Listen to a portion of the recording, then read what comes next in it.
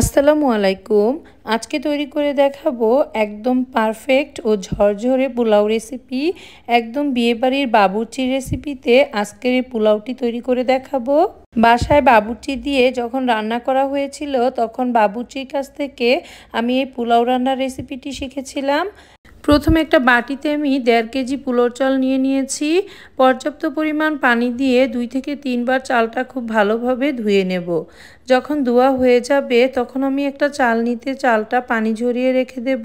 পোলাও রান্না করার কমপক্ষে 15 মিনিট আগে চালটা ভেজাতে হবে। এখন চুলায় একটি প্যান বসিয়ে দিয়ে দিচ্ছি 1 কাপ তেল, 1 কাপ পেঁয়াজ কুচি।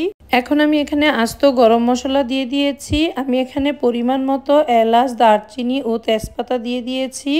1 টেবিল চামচ আদা বাটা দিয়ে দিচ্ছি। এখন পেঁয়াজটা কিছুক্ষণ নেড়ে চেড়ে এখানে আমি সেই ভিজিয়ে পানি ঝরিয়ে রাখা পোলাও চালটা দিয়ে দিলাম।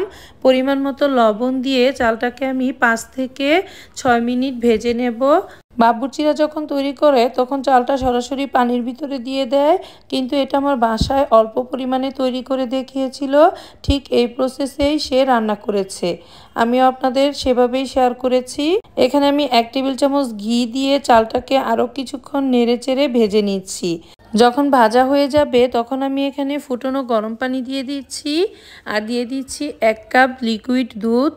এখানে 1 কেজি চালের জন্য 1.5 কেজি পানি, অর্থাৎ 1 কাপ চালের জন্য 1.5 কাপ পানি। এই মাপে আপনারা পোলাও তৈরি করলে পোলাওটা একদম পারফেক্ট হবে। নেড়ে চেড়ে মিশিয়ে ঢাকনা দিয়ে ঢেকে রাখছি পানিটা শুকিয়ে যাওয়ার আগ পর্যন্ত।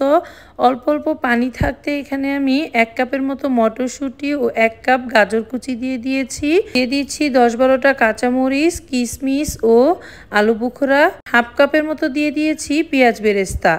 এখন আমি সমস্ত উপকরণ একসাথে নেড়ে চেড়ে মিশিয়ে নিচ্ছি। যখন মেশানো হয়ে যাবে তখন আমি একটা ঢাকনা দিয়ে ঢেকে রাখবো 20 মিনিটের জন্য।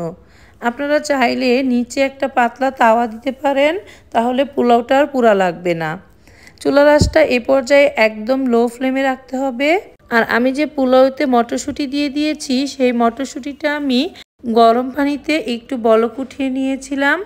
এই রেসিপি ফলো করে একদম নতুনরাও পোলাও রান্না করলে পোলাও হবে একদম পারফেক্ট, খেতেও হবে অনেক বেশি সুস্বাদু। 20 মিনিট পর ঢাকনা উঠিয়ে নেড়ে চেড়ে মিশিয়ে দিচ্ছি। দেখতেই পাচ্ছেন আমার পোলাওটা কতটা ঝরঝরে হয়েছে। পোলাও যখন নেড়ে চেড়ে মেশানো হয়ে যাবে সবশেষে আমি আবার উপরে সামান্য পেঁয়াজ বেরেস্তা দিয়ে দেব। আশা করি আজকের এই পোলাও রেসিপিটি আপনাদের সবার খুব ভালো লেগেছে। ভালো লাগলে লাইক, কমেন্ট ও শেয়ার করতে বলবেন না। এরকম আরও নতুন নতুন সহজ রেসিপি দেখার আমন্ত্রণ জানিয়ে আজকের মতো এখানেই শেষ করছি। আল্লাহ হাফেজ।